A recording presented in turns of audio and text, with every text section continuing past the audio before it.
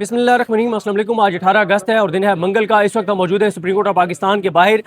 इस वक्त तक के जो सुप्रीम कोर्ट ऑफ पाकिस्तान के आज़ाद जजेस ने जो रिमार्क्स दिए हैं, जो अहकामात दिए हैं, वो तफसीलात आपके सामने रखेंगे। गो के समात में वक्फा है और हो सकता है जब तक ये वीडियो अपलोड हो तब तक अगली समात शुरू हो चुकी हो। अब तक जो बहुत इंपॉर्टेंट है वो बात यह है कि पहली मरतबा ऐसे हुआ है कि जस्टिस याहिया खान की बजाय सुप्रीम कोर्ट के आज़ाद जजेस के सामने इमरान खान साहब का कोई केस लगा है। इससे पहले हमने देखा है कि इमरान खान साहब का जब भी केस लगा तो वो जस्टिस याहिया खान ने अपने सामने लगाया, और जब इमरान खान साहब की आंख का मामला था उस वक्त भी जो रिपोर्ट सामने आई थी तो उसको सीरियस लेने के बजाय जस्टिस याहिया खान ने इमरान खान और इमरान खान की फैमिली, इमरान खान की सेहत के मामले को इस्लामाबाद हाई कोर्ट के रहमो करम पर छोड़ दिया। और फिर इस्लामाबाद हाई कोर्ट में आपको पता है कि जब से इस्लामाबाद हाई कोर्ट के आज़ाद जजेस justice Mohsin Akhtar Kiani, justice Tariq Mahmood Jahangiri, justice Babar Sattar,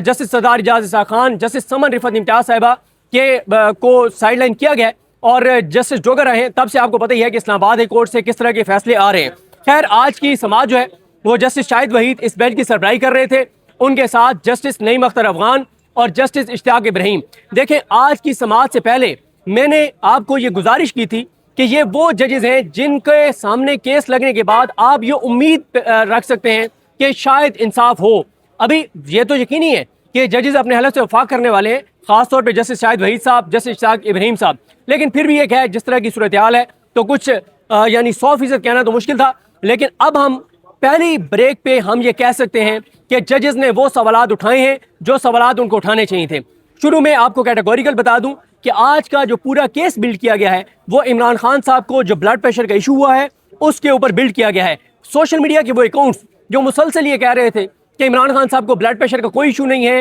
ये एजेंसीज का फीड करता है। इमरान खान साहब के वकला ने आज ये नहीं कहा कि इमरान खान साहब को ब्लड प्रेशर का इशू नहीं है या हम इस रिपोर्ट को मुस्तरद करते हैं, बल्कि आज का जो पूरा केस बिल्ड हुआ है वो इसी वजह से हुआ है कि इमरान खान साहब को ब्लड प्रेशर का इशू हुआ है और इससे पहले उनकी फैमिली हिस्ट्री नहीं है। इमरान खान साहब को ब्लड प्रेशर का कोई इशू नहीं था, लेकिन जिस तरह से उनको कैद तन्हाई में रखा गया, जिस तरह से उनको मेंटली टॉर्चर किया गया, तो उनके ब्लड प्रेशर का भी इशू शुरू हो चुका है। इसी एक पॉइंट के ऊपर जो है वो पूरा केस बिल्ड किया गया है। मैं मुलाकातों वाले केस में बाद में आऊँगा, लेकिन आपको अभी क्योंकि बहुत लंबी समाअत हुई है, मुकम्मल हवाला आपको बाद में बताएंगे। मोटी मोटी चीज़ें आपको बता देता हूँ। एक तो आज सुप्रीम कोर्ट के 3 जजेस ने, तीनों ने ये बता दिया है, ये कह दिया है और ये वाजे कर दिया है कि इमरान खान साहब की मेडिकल रिपोर्ट्स, चाहे वो इमरान खान साहब के ब्लड टेस्ट हैं, चाहे वो इमरान खान साहब को जो मेडिसिन दी जा रही है, इमरान खान साहब को कौन से इंजेक्शन लगे, किस डॉक्टर ने लगाए, कितने इंजेक्शन लगे, किस हॉस्पिटल में लाया गया, कितनी बार लाया गया, ये मुकम्मल तफसीलात आज तक ना तो अदालत के सामने पेश की गई हैं, ना ही इमरान खान साहब की फैमिली को प्रोवाइड की गई हैं, ना ही इमरान खान साहब के वकला को दी गई हैं। तो आज सबसे बड़ा हुक्म यह आ गया है कि Islamabad high court supreme court of Pakistan के 3 आज़ाद जजेस ने यह हुक्म जारी कर दिया है कि इमरान खान साहब की मुकम्मल मेडिकल रिपोर्ट, जिसमें इमरान खान साहब को कौन कौन से हेल्थ इश्यूज हैं,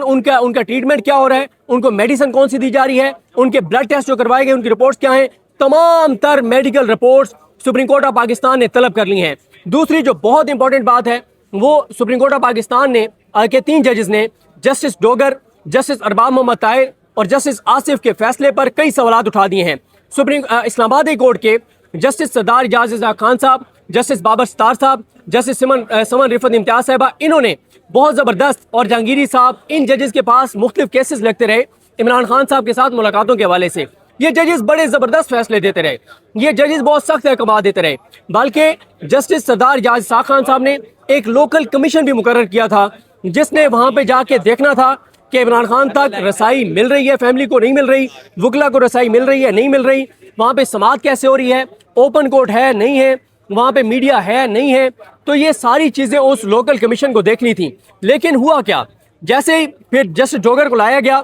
तो जस्टिस सरदार इजाज इसा खान साहब का जो फैसला था उस फैसले को चैलेंज कर दिया गया। ना सिर्फ उस फैसले को बल्कि 29 ऐसी दरखास्तें और फैसले थे जिनको चैलेंज किया गया स्टेट की जानिब से, रियासत की जानिब से, और फिर जस्टिस डोगर, जस्टिस अरबाब मोहम्मद ताहिर और मेरे ख्याल तीसरे जस्टिस आसिफ थे। इन तीनों ने,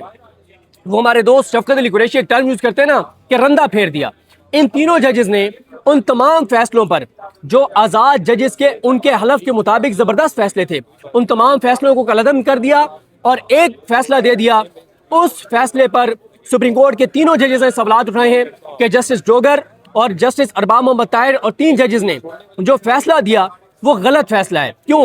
جو کنٹیمپٹ کی اپلیکیشنز تھیں ان کنٹیمپٹ اپلیکیشنز کو انہوں نے ایک ایک کر کے نمٹانا تھا, ان کی ریزننگ دینی تھی, لیکن انہوں نے کوئی ریزننگ نہیں دی. تو ججز نے بہت زیادہ سوالات اٹھائے ہیں جسٹس ڈوگر کے فیصلے کے اوپر. ایک اور چیز میں آپ کو بتا دوں کہ آج اسلام آباد سپریم کورٹ کے ان 3 ججز نے آج یہ کیا ہے کہ انہوں نے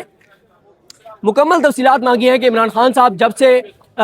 قید ہیں, عمران خان صاحب کے اوپر کل کتنے کیسز ہیں, کتنوں میں انڈر ٹرائل قیدی ہیں, کتنوں میں ان کو کنوکٹ کیا گیا ہے, کتنوں میں ان کی ضمانتیں ہو چکی ہیں, کتنوں میں ان کی ضمانتیں پینڈنگ ہیں, اور تمام تر تفصیلات سپریم کورٹ نے پہلی مرتبہ سپریم کورٹ کے کسی بینچ نے یہ تمام تفصیلات منگوائی ہیں. ان کی کون سی بیل کب سے پینڈنگ ہے, یہ تمام تفصیلات سپریم کورٹ کے ججز نے منگوائی ہیں. اس کے علاوہ سپریم کورٹ ان اہم ڈائریکشنز کو دیکھ رہی ہے جو جسٹس سردار اعجاز اسحاق خان صاحب یا دیگر آزاد ججز جو اسلام آباد کورٹ کے تھے انہوں نے ڈائریکشنز دیں, لیکن ان ڈائریکشنز پر عمل درآمد نہیں کیا گیا. اچھا, ایک کنفیوژن میں آپ کو بتا دوں, کیونکہ سوشل میڈیا پہ آپ کو پتا ہے کہ میں اکثر یہ بات کہتا ہوں کہ ہمارے سوشل میڈیا کے جو دوست ہیں وہ انتظار نہیں کرتے, وہ 1 2 3 ٹویٹس دیکھ کے اور وہ کئی بار ایک نیریٹو بنانا شروع کر دیتے ہیں. اب جب پہلی کیس کی سماعت تھی, جو کیونکہ آج 4-5 کیسز لگے ہوئے ہیں, تو اس میں سماعت ملتوی ہو گئی گرمیوں کی چھٹیوں کے بعد تک. عمران خان صاحب سے جو مشال یوسفزئی اور اس طرح سے جن وکلا نے درخواستیں دی ہوئی تھی ملاقاتوں کی, اس میں ہوا یہ کہ جیسے یہ آیا کہ گرمیوں کی چھٹیوں کے بعد تک سماعت ملتوی ہو گئی ہے, تو کچھ اکاؤنٹس نے گالیاں دینا شروع کر دیں جیسے شاہد وحید صاحب کو اور ان ججز کو. ان کو یہ عقل نہیں ہے, ان کو یہ شعور نہیں ہے, ان کو یہ پتہ نہیں ہے کہ تھوڑا انتظار تو کر لیں کہ کئی کیسز لگے ہوئے ہیں. ایسا نہیں ہے کہ تمام کیسز انہوں نے سماعت ان کی ملتوی کر دی ہے. تو صرف جو وکلا سے ملاقات, کچھ اور اس طرح کی ملاقات کی جو درخواستیں تھیں کیسز سے, ان کی سماعت گرمیوں کی چھٹیوں کے بعد تک کر دی گئی. لیکن اس کے بعد معاملہ آ گیا جو عمران خان صاحب کی ہاسپٹل منتقلی اور جو میڈیکل رپورٹ جو کل پیش کی گئی ہے, سبمٹ کی گئی ہے, ان چیزوں کے اوپر. اچھا, اس میں آپ کو بتاؤں کہ جو وفاق کے وکلا ہیں, جو وفاق کے پراسیکیوٹر تو نہیں کہیں گے, یعنی اٹارنی جنرل کو جو ریپرزینٹ کر رہے تھے عامر رحمان صاحب, انہوں نے جب ججز نے ڈائریکشن دینا شروع کی تو انہوں نے کہا سر ابھی تو ہمیں نوٹس ہی نہیں ہوا. تو ججز نے کہا کہ آپ کو نوٹس ہو چکا ہے, آپ موجود ہیں, ہم ڈائریکشن دے رہے ہیں اور آپ کو ان ڈائریکشنز پر عمل کرنا ہوگا. ایک موقع پہ جب انہوں نے ایڈوکیٹ جنرل اسلام آباد نے کہا کہ ہم نے تو رپورٹ جمع کروا دی ہے,